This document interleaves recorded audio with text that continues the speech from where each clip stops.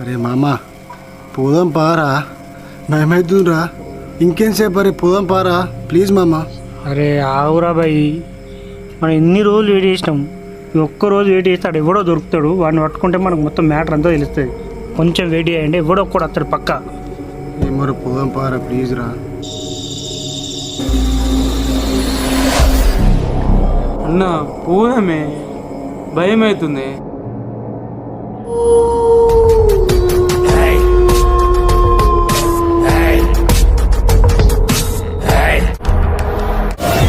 అన్నా